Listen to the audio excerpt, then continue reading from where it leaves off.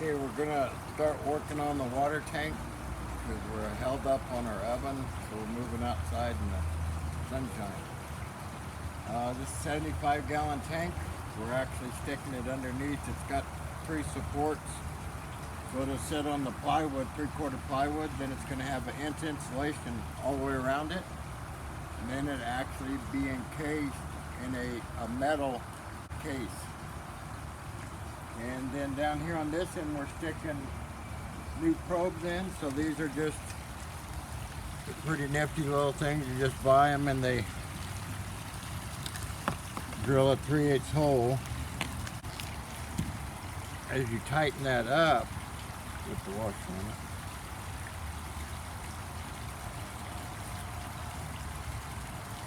what that does is pull this back, which makes this fatter. And so that's going to seal, because that'll be drilled into these, the 4 different levels, and then it'll go to a new leveler thing. It had the old ones here, but we're redoing them. And then we're putting the pump in the little pressure tank down there, so it's going to have a strainer, the pump, and then a pressure tank. And what this does is it gives you a little bit of pressure, so your pump won't cycle as much. It might come on, you might be able to fill up 2 coffee cups worth of water before your pump comes back on. So all this will be underneath there, so we're gonna go get a couple more parts. Once we get a few more things done, then we'll get some progress step videos. We're sticking in our probes in our fresh water tank. You get instructions on how to do them for different tanks. So there's like a white or a ground and then 3 other levels. And you put your tank in thirds. So this is our ground one over here. This is my other one here. It's just a 3/8 bit.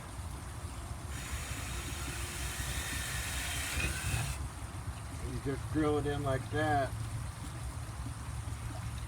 And these got 2 nuts on them, and so you take off the first nut and loosen this up, and what happens is you tighten this nut up, it pulls back on this, which seals it. So this just kind of goes in there. I just take my wrench back and push it the rest of the way in. It just kind of pops in place, and then you just tighten that up, and that pulls that back. So then each one of these will get a wire which runs up to our control, so it's going to tell us full, half, or third as far as what our fresh water tank. And we're going to do the same type probe to our gray tank. They do have other probes if you're going to do them in a black tank. But what they've actually got is a little shield on them, protect them so toilet paper don't get on them and short them off. But we're not doing a black tank, we're doing a cassette toilet, so we're okay with that one.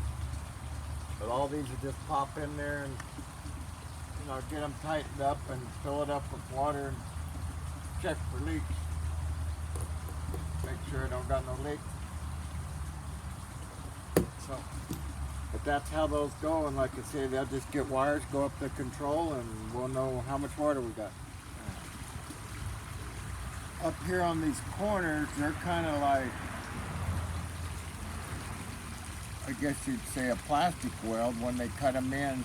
And this is actually for support, but they cut those in and then weld the corners. And so since this is being a sealed unit, I went ahead and cleaned all the corners off real good with alcohol and stuff, and then I used like a abrasive wire to scratch it up, and then I'm painting all my stuff with the Flex Seal just to give it an extra little protection. Not that we got leaks or nothing, but it's just kind of extra little piece of insurance before we seal it all up.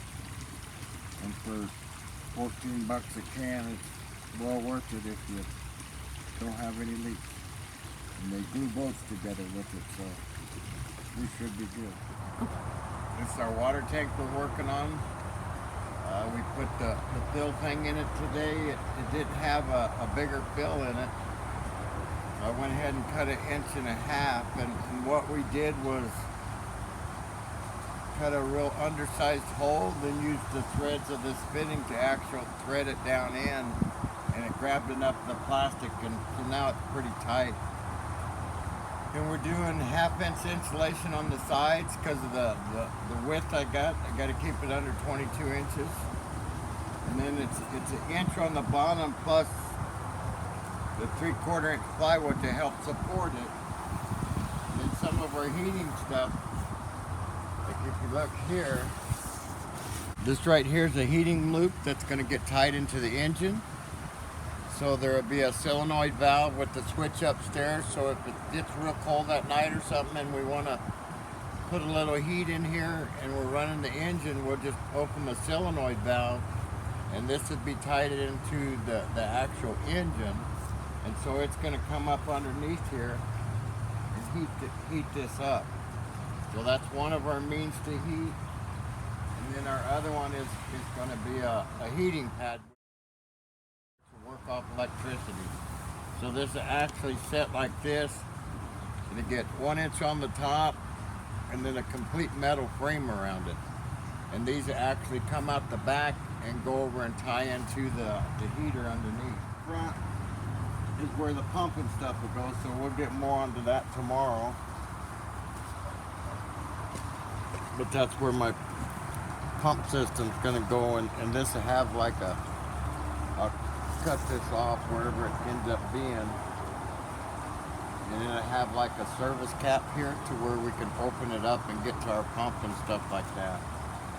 So maybe we'll get more done on it tomorrow and have it ready to actually mount up under there.